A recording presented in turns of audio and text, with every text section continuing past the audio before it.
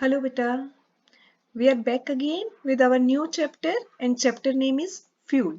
So today we are going to study about fuel. सबसे पहले definition करेंगे हम इसकी कि फ्यूल होता क्या है। देखिए फ्यूल क्या होता है बेटा, आपने सुना होगा ना कि इवन हमारी बॉडी को भी चलने के लिए एनर्जी चाहिए होती है, ह्यूमन बॉडी को भी चलने के लिए, और उसके लिए हम फूड कंज्यूम करते हैं। फूड कंज्यूम करने से क्या होता है, फूड कंज्यूम करने से वो हमें एनर्जी प्रोवाइड कर रहा है। कोई भी चीज, देखिए फ्यूल क्या है, कोई भी चीज, any combustible substance which during combustion, यहाँ पे एक तो कंबशन से क्या मतलब है बेटा, कंबशन से यहाँ पे मतलब है कि आपका जो भी फ्यूल है जब वो ऑक्सीजन के साथ रिएक्ट करेगा, ऑक्सीजन गैस के साथ, produces large amount of heat, तो वो large amount of heat produce करता है। प्रोडक्ट तो बनेगा ही बनेगा, प्रोडक्ट के साथ साथ क्या हो रहा है, हीट भी प्रोड्यूस हो रही है।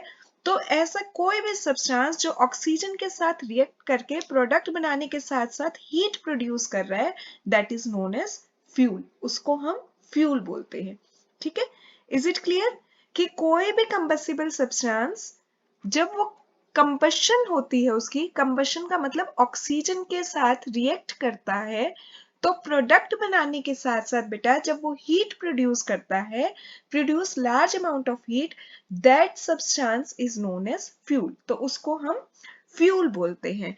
तो अब हमें इतना तो क्लियर हो गया कि फ्यूल क्या है यहाँ पे। अब इसके बाद हम करते हैं कि क्लासिफिकेशन क्या है फ्यूल्स की। क्लासिफिकेशन ऑफ फ्यूल, बेसिकली जो होता है ना बेटा, फ्यूल जो होते हैं उनको हमने दो कैटेगरी में डिवाइड किया है। पहला है नेचुरल फ्यूल, नेचुरल फ्यूल या हम इसे प्राइमरी फ्यूल भी बोलते हैं। नेचुरल फ्यूल जो हमें नेचर से एज इट इज मिल जाता है, ठीक है। Fuels which occur in nature as such, fuels which occur in nature, nature से हमें एज इट इज मिलते हैं, वो होते हैं हमारे नेचुरल फ्यूल। और दूसरी कैटेगरी हमारी आती है बेटा सेकेंडरी फ्यूल, जिसे हम बोलते हैं या आर्टिफिशियल फ्यूल भी बोल सकते हैं। सेकेंडरी फ्यूल्स या फिर हम उसे प्राइमरी, नेचुरल नहीं होता वो, आर्टिफिशियल फ्यूल भी बोलते हैं। ठीक है, सेकेंडरी क्यों है बेटा, क्योंकि ये प्राइमरी फ्यूल से डिराइव हुए हैं, और आर्टिफिशियल क्योंकि हम इन्हें लैब में भी सिंथेसाइज कर सकते हैं। Fuels which are prepared artificially are known as artificial fuels, तो विच कैन बी सिंथेसाइज्ड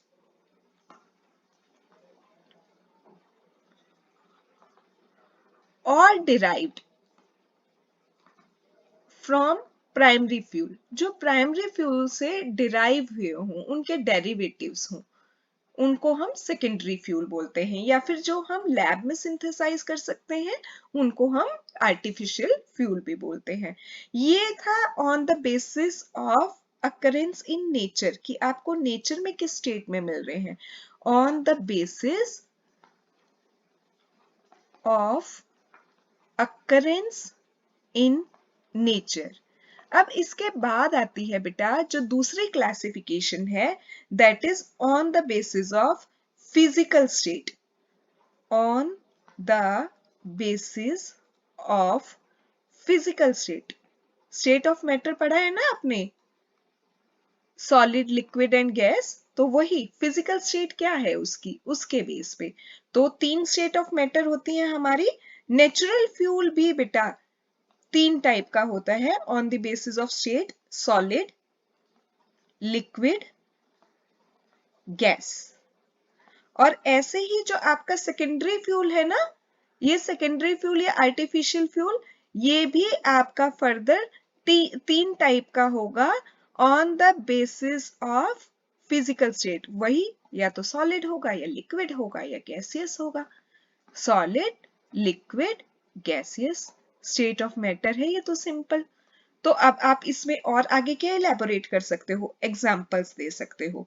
तो नीचे थोड़ा स्पेस कम रह गया तो मैं इस साइड लिख देती हूँ, सॉलिड फ्यूल के नेचुरल, जो नेचर में एज इट इज आपको मिलता है, सॉलिड क्या क्या हो सकता है, वुड हो सकता है ना, लकड़ी एज इट इज ट्री से मिल जाती है आपको। पीट हो सकता है, लिग्नाइट हो सकता है ना, ये सब हो सकते हैं। और लिक्विड में क्या हो सकता है बेटा, लिक्विड का देखिए मैं इधर लिख रही हूँ एग्जाम्पल। हमारा लिक्विड में क्या हो सकता है, क्रूड ऑयल, क्रूड ऑयल। और गैसेस का नेचुरल फॉर्म में आपको कौन सी गैस मिलती है, बस नेचुरल गैस अवेलेबल है, नेचुरल गैस। और सारी गैसेस फिर नेचुरल गैस से ड्राइव होती हैं। तो अब सेकेंडरी में क्या क्या मिलता है, वुड से आपको क्या मिलता है सॉलिड में, कोक मिल जाता है ना, चारकोल। और लिक्विड में हम क्या ले सकते हैं, पेट्रोल, डीजल लिख सकते हैं आप इसमें साथ के साथ। और क्या हो सकता है हमारा, पेट्रोल डीजल के अलावा ethyl alcohol, kerosene, ethyl alcohol, ये भी थोड़े मैं ऊपर इधर ग्रीन कलर से लिख रही हूँ लिक्विड के एग्जाम्पल, इथाइल अल्कोहल, केरोसिन भी लिख सकते हैं आप, ये सब। और गैसेस में बेटा क्या क्या है, गैसेस में आपके पास वाटर गैस है, बायोगैस है, ये सब क्या है आपके आर्टिफिशियल फ्यूल्स हैं। तो आप दे आएंगे एग्जांपल, बड़ी बेसिक सी बात है। दो टाइप के हैं, नेचुरल सेकेंडरी, नेचुरल जो नेचर में एज इट इज पाए जाए, सेकेंडरी जो नेचुरल से ड्राइव हुए। तीनों के आगे on the basis of physical state तीन तीन कैटेगरी है, solid liquid gas, solid liquid gas. Solid जो एज इट इज नेचर में मिलता है that is would, pet, lignite, liquid crude oil, gas natural gas. अगर आप सेकेंडरी फ्यूल की बात करो या आर्टिफिशियल की, तो जो प्राइमरी से ड्राइव हुए, कोक है, चारकोल है, इसमें हम ये सब डाल सकते हैं। इसके अलावा हम इसमें और क्या लिक्विड वाले में, petrol, diesel, kerosene, ethyl alcohol, methyl alcohol, ये सब डाल सकते हो। गैसेस में आप वुड गैस डाल सकते हो, वाटर गैस डाल सकते हो, हाइड्रोजन डाल सकते हो, बायोगैस डाल सकते हो, गैसेस डाल सकते हैं। अच्छा एक और चीज, अभी हमने जो इसमें डेफिनेशन की थी ना बेटा ये फ्यूल की, फ्यूल में मैक्सिमम अमाउंट जो होता है, कंपोनेंट जो प्रेजेंट होता है वो कार्बन प्रेजेंट होता है। ये चीज आप याद रखना, फ्यूल के अंदर जितना ज्यादा कार्बन कंटेंट होता है कोई भी फ्यूल के अंदर, वो उतना ज्यादा अच्छा माना जाता है, क्योंकि वो ऑक्सीजन के साथ रिएक्ट करके CO2 गैस बनाता है और साथ में हीट प्रोड्यूस करता है। ठीक है, तो मैक्सिमम कार्बन कंटेंट होता है फ्यूल के अंदर। अब आपने ये कर लिया कि फ्यूल क्या है, ये भी कर लिया कि क्लासिफिकेशन क्या है। अब हम करते हैं कैरेक्टरिस्टिक्स क्या है अच्छे फ्यूल की। अच्छे फ्यूल के अंदर क्या क्या प्रॉपर्टीज होनी चाहिए, सोचिए जरा। देखिए पहली चीज तो हाई कैलोरीफिक वैल्यू होनी चाहिए।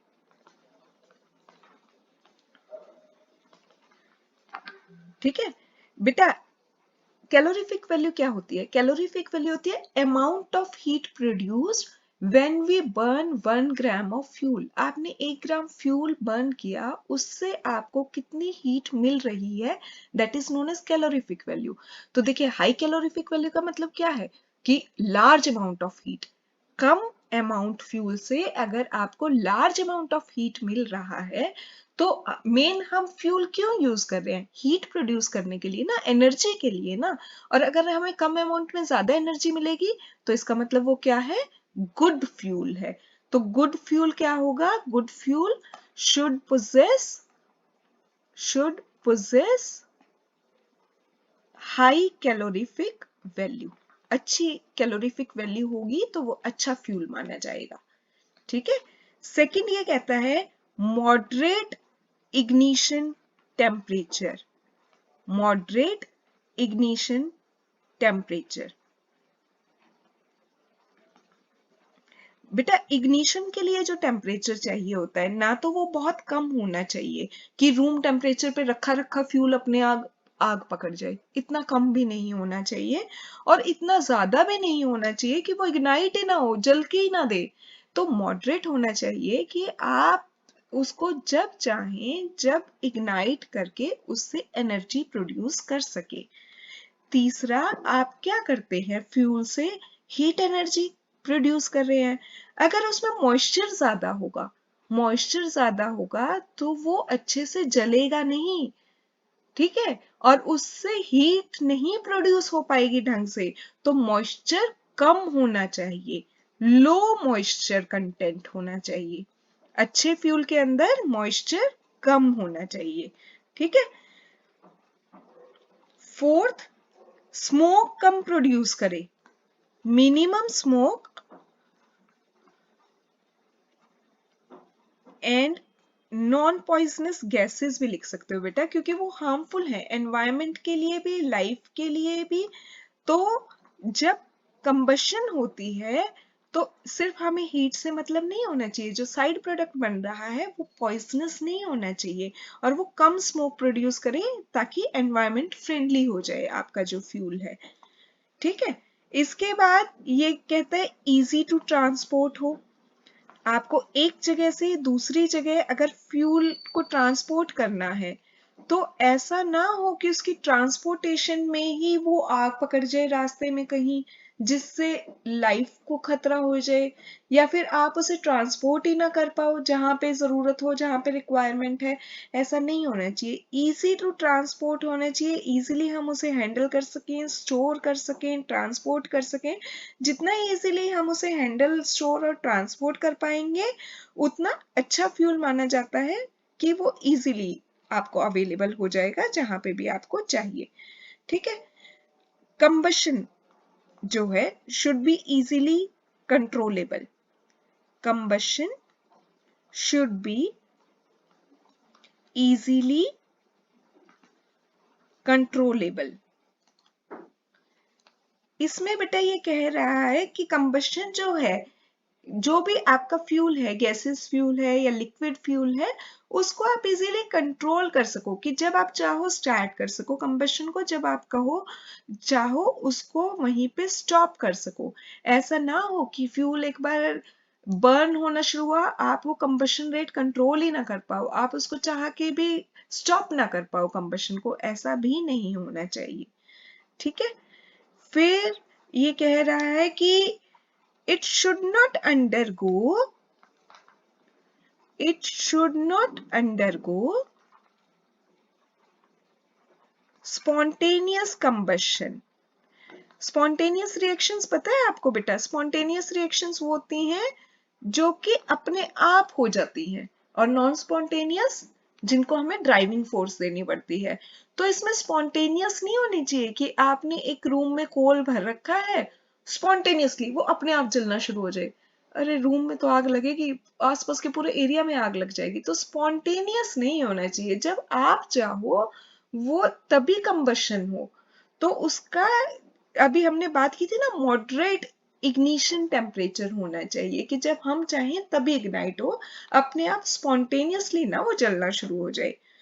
लो स्टोरेज कॉस्ट होनी चाहिए कि आपने फ्यूचर के लिए अगर स्टोर करके रखना है तो वो ज्यादा महंगा ना पड़े, ठीक है। फिर इजीली अवेलेबल भी होना चाहिए बेटा, क्योंकि जो चीज इजीली अवेलेबल होगी तभी तो आप यूज कर पाओगे। अगर वो मार्केट में अवेलेबल ही नहीं है या इतना ज्यादा कॉस्टली है कि उसको आम आदमी अफोर्ड नहीं कर पा रहा है, तो फिर उसकी हीट प्रोड्यूस करने का फायदा क्या होगा।